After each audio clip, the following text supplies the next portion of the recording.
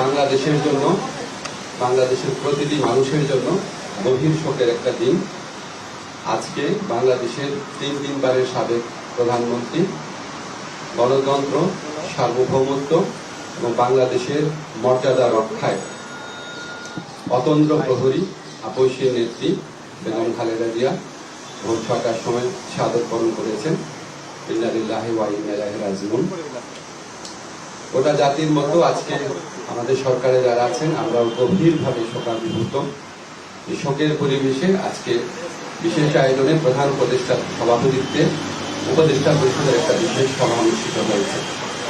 সভার শুরুতে সাবেক প্রধানমন্ত্রী বেগম খালেদা জিয়ার মৃত্যুতে দাঁড়িয়ে 1 মিনিটের নীরবতা পালন করা হয় এবং তার আত্মার মাগফিরাত কামনা করে মোনাজাত করা হয়। মোনাজাত পরিচালনা করেন আমাদের ধর্মমন্ত্রী।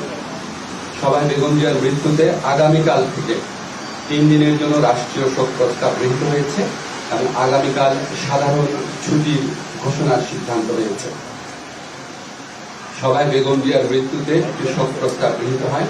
শোক প্রস্তাব পাঠ করেন আমাদের তথ্য ও পরিবেশ উপদেষ্টা। সবাই সিদ্ধান্ত হয় যে বাংলাদেশে যত দূতাবাস আছে পৃথিবীর বিভিন্ন প্রান্তে সেখানে শোক বই খোলা হবে।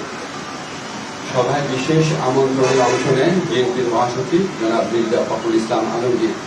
তিনি সাবেক প্রধানমন্ত্রী বেগম খালেদা জিয়ার পক্ষ থেকে, খালেদা জিয়ার পরিবার, বেগম এবং দলের পক্ষ থেকে অন্তর্বর্তীকালীন সরকারের প্রতি কৃতজ্ঞতা প্রকাশ করেন এবং বেগম জিয়ার নিরাপত্তা সহ সকল ক্ষেত্রে প্রয়োজনীয় সহযোগিতা প্রদান করার জন্য ধন্যবাদ জানান। মির্জা ফখরুল ইসলাম আলমগীর সাহেব আমাদের সভাকে অবহিত করেন যে আগামীকাল বুধবার বাদ জোহর জাতীয় সংসদের দক্ষিণ প্লাজা এবং এর সংলগ্ন মানিক মিয়া এভিনিউতে বেগম খালেদা জিয়ার জানাজা অনুষ্ঠিত হবে। জানাজার পর তাকে শহীদ রাষ্ট্রপতি, বীর মুক্তিযোদ্ধা রাষ্ট্রপতি জিয়াউর রহমানের পাশে দাফন করা হবে। ওনার দাফন করা হবে শহীদ রাষ্ট্রপতি জিয়াউর রহমানের পাশে। আজকে সবাই বেগম জিয়ার দাফন এবং জানাজা সম্পর্কিত বিষয়ে সরকার সব ধরনের সহযোগিতা প্রদান করবে বলে জানিয়েছেন মাননীয় প্রধান উপদেষ্টা।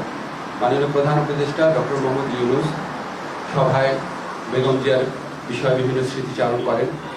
একটা কথা বলতেই হচ্ছে যে উনি আমাদেরকে মনে করিয়ে দেন, শেষ যখন দেখা হয়েছিল বেগম জিয়া ওনার সাথে একান্তে অনেকক্ষণ কথা বলেছিল।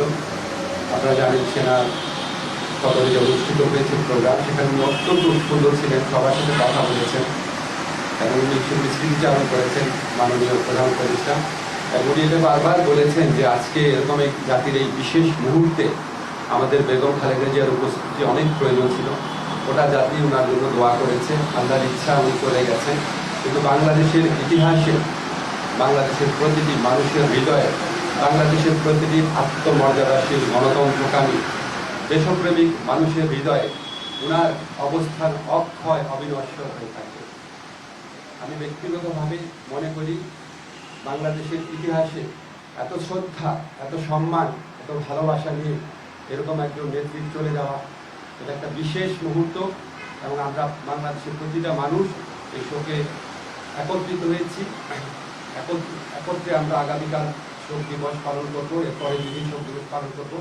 সবাই আমরা বেগম খালেদা জিয়ার প্রতি যথার্থ সম্মান প্রদর্শনের জন্য ওনার যে জানাজা হবে এবং ওনার যে দাফন কাজ হবে সেটা আমরা অত্যন্ত শৃঙ্খলার সাথে আফগান পরিবেশে আমরা আমাদের সবার দায়িত্ববোধ থেকে সুশৃঙ্খলভাবে এই অনুষ্ঠানগুলো আমরা দাফন এবং জানাজার যে কর্মসূচি রয়েছে সেগুলো আমরা পালন করবো। এই প্রত্যাশা আমরা ব্যক্ত করছি।